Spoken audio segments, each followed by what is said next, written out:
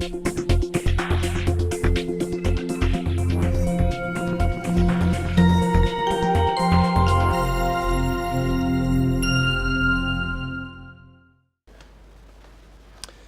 Präsident, lieber Paul, liebe Ursula, meine sehr verehrten Damen und Herren, dear colleagues, please allow me first to introduce myself because I have not been on the program, but Professor Barke has been so kind as to announce me.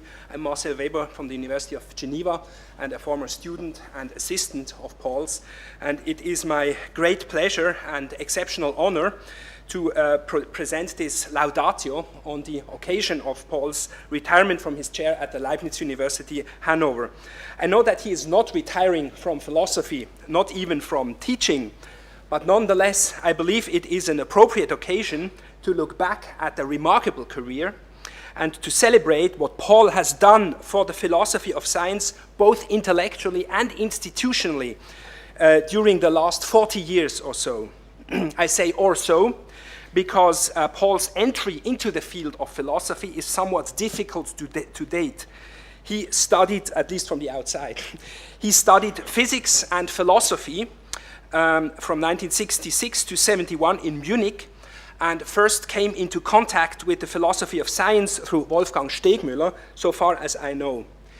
In 1975, he obtained a doctorate in theoretical physics from the University of Zurich, with a thesis in the area of statistical mechanics, namely on coarse-grained entropy. Institutionally, he became a philosopher in the same year when he started to work as an assistant to Hermann Lübbe, then a professor of philosophy at the University of Zurich. But obviously, Paul's involvement with the philosophy of science and philosophy in general predates this institutional inauguration. In his first years at Zurich, Paul taught philosophy to students from a variety of disciplines. He also worked for a science program for Swiss television, which is still well remembered in Switzerland, Menschentechnik Wissenschaft. And in 1984, he obtained a stipend to pursue a Habilitationsprojekt at the Massachusetts Institute of Technology. At MIT, he was in close contact with Thomas Kuhn. His plan was to study Kuhn's work very closely and to interact with Kuhn on a daily basis, and then to write his Habilitationsschrift on Kuhn's work. Now, this sounds more modest than what was actually going on at MIT.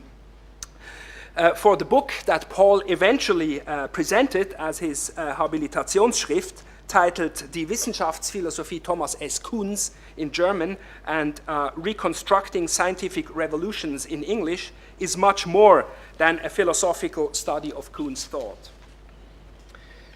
In my view, it is the result of an encounter of two intellectual giants with very different philosophical personality. Kuhn famously wrote in the preface to Paul's book that when there was a disagreement between the two as to how Kuhn should be understood correctly, it wasn't always Paul who ended up changing his mind. Some people think that some of the ideas expressed in Reconstructing Scientific Revolutions, which became a classic of its own in the philosophy of science, are not really Kuhn's but Paul's. The main suspect here is the Kantian flavor that Paul has put on Kuhn, with the phenomenal world of science being co-constituted by both subjective and objective moments. Some even think that Kuhn took a wrong turning on encountering Paul, letting himself be converted from a good naturalist to some kind of a weird German idealist. Now, I don't think that any of this is true. Reconstructing does exactly what it promises to do. It reconstructs Kuhn's ideas. But it is a rational reconstruction in the classical sense, which means that it not only presents, but also clarifies and justifies Kuhn's position. Thus, reconstructing is quite a unique work of philosophy. Kuhn provided the revolutionary raw material, as it were, and Paul shaped it into a tightly argued and clearly articulated philosophical position. Having returned to Zurich in the meantime, Paul spent a year as a visiting fellow at the Center for History and Philosophy of Science at Pittsburgh in the years 87 and 88. In 99, he obtained his first professorship at the University of Constance, which he held until 1997 when he came to Hannover. I first met Paul at an interdisciplinary conference organized by the molecular biologist and Nobel laureate Werner Aber in the Swiss mountains, in the Valais near Sion. Paul had recently been appointed at Constance, and I had just stepped out of a career in science, looking for intellectual adventure. Meeting Paul was exactly what I needed at that time. He was and still is pure intellectual excitement. Here was someone who obviously had a deep grasp of science, not only of physics, the field where he did his PhD, but also of biology and some other areas of science. He was remarkably familiar, for example, with the work of Ernst Mayr, with whom he had also interacted in Boston. And of course, he was widely read in philosophy, not only in the contemporary philosophy of science, philosophy of mind, metaphysics, etc., but also in the great classics such as Aristotle, Kant, and Hegel. And what is more, Paul seemed to master a fascinating and mysterious skill of winning any argument on any subject that was discussed at the Sion conference. Now, it was clear to me that I wanted to learn all this. I'll keep trying. A couple of months later, I visited Paul in his home in Zurich because I wanted to find out where I could do a PhD in philosophy of science. I was too shy to ask him directly for fear that he might laugh at someone so ignorant of philosophy as I, wanting to become his student. So we ended up talking for more than an hour until he figured out that this is actually why I had come to see him. Constance was really the place to be in German philosophy of science in the 1990s. Paul had, at that time, 5 PhD students from 5 different countries, one from as far as South Korea. During one semester, we had an academic visitor, Peter Barker, then at Virginia Tech. Paul's book the Kuhn book, had just been published in English, and I vividly remember the exciting discussions we had on the book with Peter Barker, Hanne Andersen, In-Sok Ko, Eric Oberheim, and a few other students and colleagues. Martin Carrier was also at Constance at that time, and lots of other excellent younger scholars. There were also amazing academic visitors all the time, people like Wesley and Marilee Salmon or Michael Friedman. After I finished my PhD, while I was doing a postdoc in Minnesota, Paul received an irresistible offer from Hannover.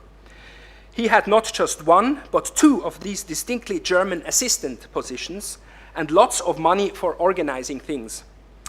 Paul was so kind as to offer me one of these assistant positions. And so we arrived here in Hannover in September 97. The university first put us into an apartment they rented for us at Uelzenstraße for lack of space. So we had to order everything ourselves. When we arrived, there was nothing, no furniture, no computers, no bookshelves. Just one naked light bulb was dangling from the ceiling. So this is really where we had to start. And we were not welcome with everybody at the new place. As the Zentrale Einrichtung für Wissenschaftstheorie und Wissenschaftsethik, we were a central service of the university, not affiliated with any faculty or school or college.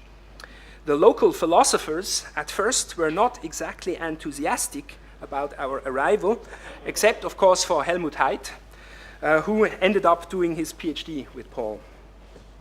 But Paul was determined to put this place on the map, as he used to say.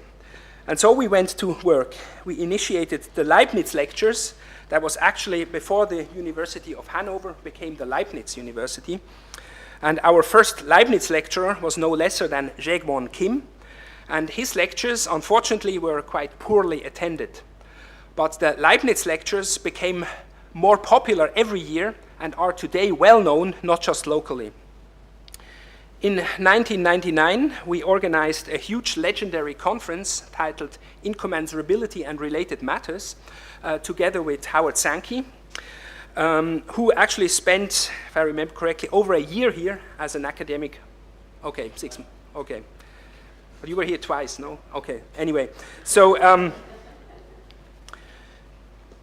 I still remember that Paul and Howard sometimes were already arguing about scientific realism in the morning before they had even time to hang up their coats. So that, of course, was sort of the thing that was steaming up the whole conference, the issue of scientific realism. In the same year, Paul, Eric Oberheim, and I were also invited to write a background paper to the ICSU UNESCO World Conference on Science in Budapest. We attended that conference with Paul being an official member of the German delegation to that conference, so he had some kind of diplomatic status. In Budapest, so the German delegation was actually led by a Secretary of State, and in Budapest, Paul defied a direct order from the Secretary of State, who wanted Paul to give his opening lecture on the nature of science in German. The conference was attended by delegates from all nations of the world, with at least 10 Nobel laureates, and countless high-ranking diplomats and ministers of science in the auditorium. Of course, Paul did his lecture in English, and the Secretary of State was furious.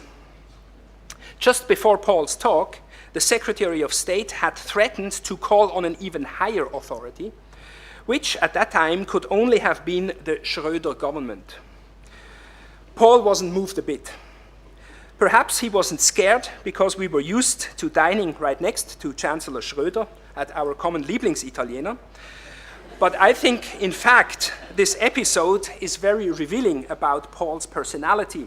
I think many people would have bowed to this kind of pressure. Paul just stood up to it.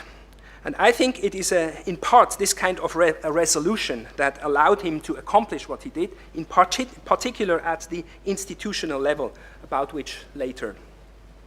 By the way, if I'm not mistaken, the lecture that Paul gave at the World Conference on Science was a very early version of what eventually became his second big book, Systematicity, the Nature of Science, published last year by Oxford University Press. A part of that book was written with the help of an Opus Magnum fellowship by the Volkswagen Foundation, thanks to which it took him less than 10 years to write the book.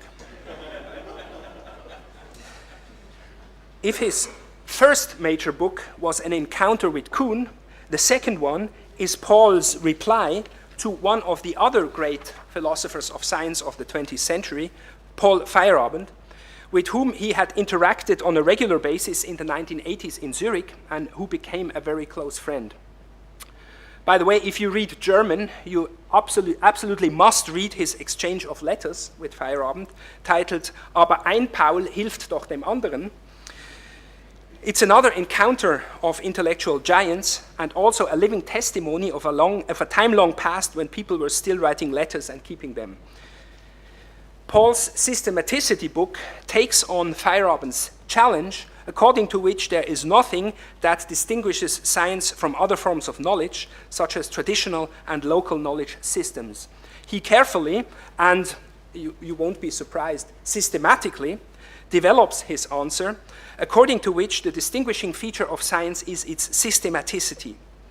In contrast to the Kuhn book, which is reconstructive, as its title says, the Systematicity book is constructive. It is also a great work of philosophical synthesis, as it takes up and incorporates many ideas from other philosophers. In Paul's view, many other philosophies of science were on the right track in thinking that systematicity is an important aspect of science, but they err in focusing on only one respect in which scientific knowledge is systematic. So the Systematicity book contains perhaps the most complete philosophy of science to see the day in the last 50 years. In a time, of course, in which most people write very specialized books on a tiny aspect of science, except those present, of course. So I think the systematicity book is really a big picture at a time where such big pictures are scarce. This is what I wanted to say in the limited time I have about Paul's scholarly achievements. Of course, there is more, but I also want to say something about Paul's remarkable achievements in institution building here in Hannover. I left the ZTWW almost exactly 10 years ago. Returning today, I'm absolutely amazed about the institute that Paul has built in the meantime. When I left, the ZTWW was still a separate entity, basically consisting of Paul's chair and a few junior people. Now, we see a remarkable and unified institute of philosophy teeming with excellent young colleagues, Uliana Feist, Thomas Reydon, Dietmar Hübner, Thorsten Wilholt, and Niels Hoppe. I hope I didn't forget anybody. So this is a really impressive lineup. The Institute has an absolutely unique profile, being focused in its research in the philosophy and ethics of science, while still offering a broad philosophical education. In general, philosophy departments across Europe, except Geneva, of course, are still perpetuating the illusion that they can cover all of philosophy in both teaching and research at the highest level with just a handful of faculty or even less. Of course, all intelligent people in the field know that this is impossible, but Paul is one of the few to have actually and successfully acted accordingly. So perhaps I should make a logically even stronger claim. The Institute of Philosophy that Paul has created in Hannover not only has a unique profile, it is unique in actually having a profile. The weekly colloquium, where I had the honor of speaking a couple of weeks ago, is attended by a remarkable community of people at all ages who are keen on discussing all kinds of issues related to science and, of course, philosophy in general. Such an event, to me, is always the mark of a healthy institute. Now, today, Hannover is the place to be in German philosophy of science, and this is all Paul's work, who, I think it is fair to say, devoted many years of his life into creating this remarkable institute in an environment where not everybody was always supportive of his plans. I hope I put this fairly. I have just been able to mention a few of Paul's achievements. I could go on, of course, but we have quite a gourmet menu of philosophy ahead of us today, and I think the students have also prepared something. So on closing, I would simply like to thank Paul for all the contributions to the philosophy of science that he made over the years, both intellectually and institutionally, and for being a wonderful teacher, colleague, and friend to many of us. And please also join me in congratulating him for what he has built here in Hannover and for wishing him all the best for what comes next. And I'm quite curious as to what this will be.